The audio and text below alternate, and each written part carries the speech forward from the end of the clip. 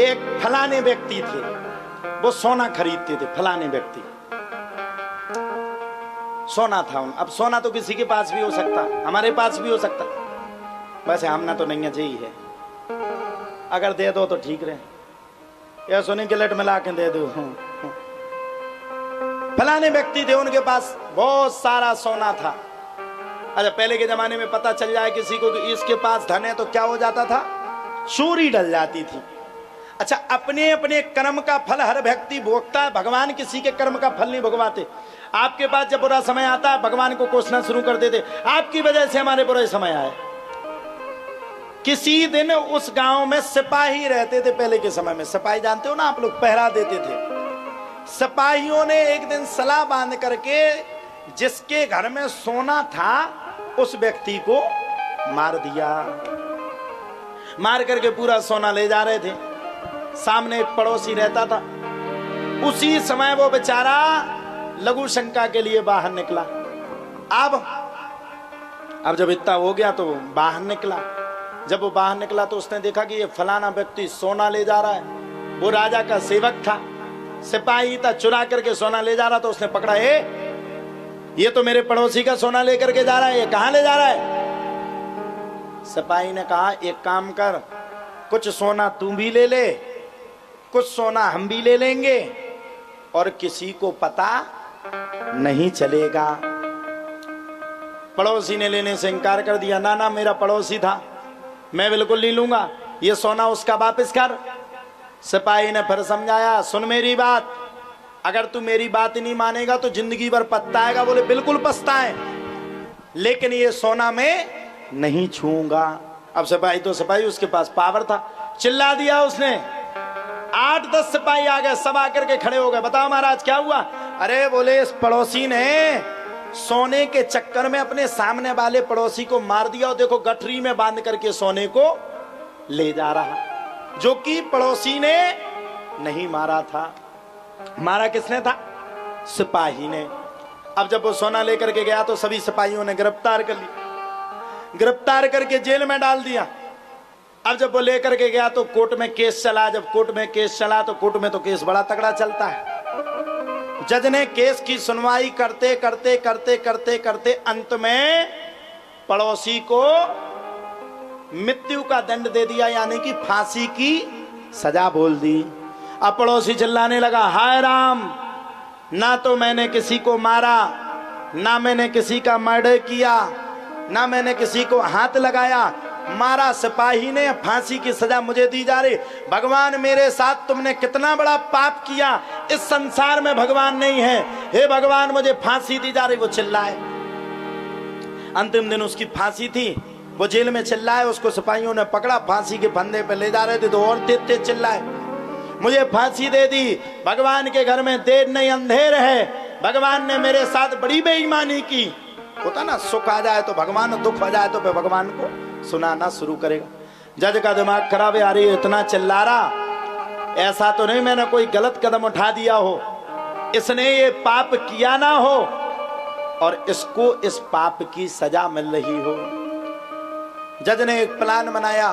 Plan बना करके जज ने एक आदमी को जीते जी मानने की नौटंकी करवाई, खाट पर लटा दिया। खाट जानते ना, चारपाई पर, उसके ऊपर वो सफेद वाला कपड़ा डाल दिया, उसके ऊपर थोड़ा खून उनका छिटकाव कर दिया। अच्छा, जब खून का छिटकाव हो गया तो खून के छिटकाव के बाद जज ने सिपाही को और उस पड़ोसी को जिसको फांसी की सजा हुई थी, दोनों से कहा, जाओ वो जो मरा हुआ व्यक्ति है उसको उठा करके लाओ। तो अब दोनों आज्ञा को मान करके, जज की आज्ञा तो माननी पड़ेगी, अब दोनों साथ में मिल गए, अभी तक मिले नहीं थे। अच्छा, सिपाही ने जब उसको देखा पड़ोसी को, तो पड़ोसी के साइड इशारा किया, क्यों, मैंने तुम्हें रोका था। अब दोनों इकट्ठे हो गए। क्या हुए? दोनों इकट्ठे हो गए। अच्छा, सिपाही ने पड़ोसी से चर्चा की, बोले मैंने पहले कहा था तुझसे, वो चारपाई को उठाया, मरा थोड़ी था वो चारपाई का आदमी, वो तो जीवित था। उस चारपाई को उठाया और दोनों आपस में चर्चा करने लगे। बोले मैंने पहले तुझसे कहा था ऐसा कर्म मत करना, देख तूने मेरी बात नहीं मानी, सोना का सोना नहीं मिला, और मृत्यु का मृत्यु तुझे दंड मिल रहा है, मेरी बात जो नहीं मानेगा उसको ऐसे ही दंड मिलेगा। पड़ोसी बोला देखो भाई, चाहे मैं मर जाता लेकिन मैं किसी के अधर्म का सोना छू भी नहीं सकता था। क्या कहा? छू भी नहीं सकता था। जज के पास वो मरा हुआ आदमी आया, जैसे ही जज को देखा, जज ने जैसे उसका वो सफेद कलर का पटका हटाया, सो मरा हुआ आदमी खड़ा हो गया। उसने पूरी बात बता दी कि सिपाही कह रहा था कि मैंने मारा, तुझे फंसा दिया। जज ने तत्काल आदेश कर दिया, जज के आदेश हुआ तो वो तुरंत जेल में पहुंच गया। अब सजा होनी थी पड़ोसी को, और अब सजा किसको हो गई? किसको हो गई? आय हाय हाय। और रामचरितमानस भी कह रहा, धर्म न दूसर सत्य समाना। धर्म से बड़ा संसार में कोई सत्य नहीं। अब जब उसको सिपाही को जेल में डाल दिया, अब जज का दिमाग खराब। जज का फिर भी दिल करे कि सिपाही को भी फांसी मिलवे और पड़ोसी को भी फांसी मिलवे, लेकिन दोषी कौन बने था? सिपाही। जज का मन करे नहीं, पड़ोसी ने भी पाप किया। अब पड़ोसी ने पाप किए नहीं था, उसने मारा ही नहीं था। जज पहुंच गया, पड़ोसी के पास आकर के बैठ गया, बोले एक बात बताओ, कल तुम रिहा होने वाले हो, सत्य बताना। अगर सत्य बता दोगे तो छूट जाओगे, और झूठ बोलोगे तो नहीं छूटोगे। मेरा मन कहता है कि तुमने भी पाप किया है। अच्छा, पाप ज्यादा दिन छुपता नहीं जी। और सुन लो, पड़ोसी ने तुरंत स्वीकार कर लिया, बोले बिल्कुल महाराज, लेकिन मैंने अपने पड़ोसी को नहीं मारा, मैंने अपने पड़ोसी को सोने के पीछे मारा ही नहीं।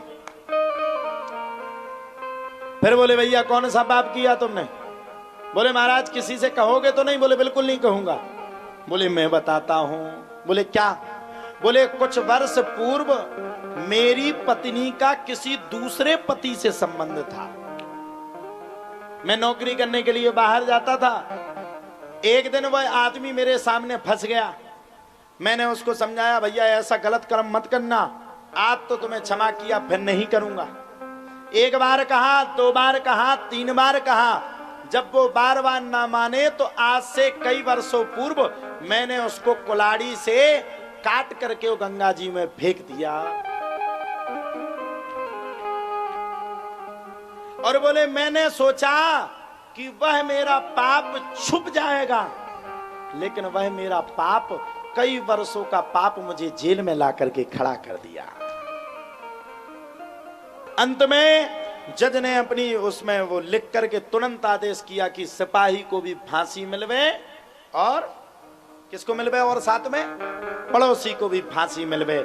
यानी कि कहने का सीधा सीधा मतलब, अगर आपने अपने जीवन में बुरे कर्म या बुरे पाप किए हैं तो उसकी सजा आपको यहीं पर भोग करके जाना पड़ेगा,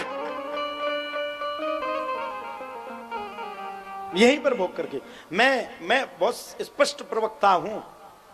मैं जात का सम्मान कभी नहीं करता, मैं कर्म का सम्मान करता हूं, और मैं मानता सबको हूं। मेरे यहां महाराज जी एक श्री राम महायज्ञ होता है, 3 साल हो गए, चौथी साल है। चौथी साल में अभी 21 बेटियों की शादी होगी। मैं हर वर्ग के आदमी से कलश उठवाता हूं। क्यों?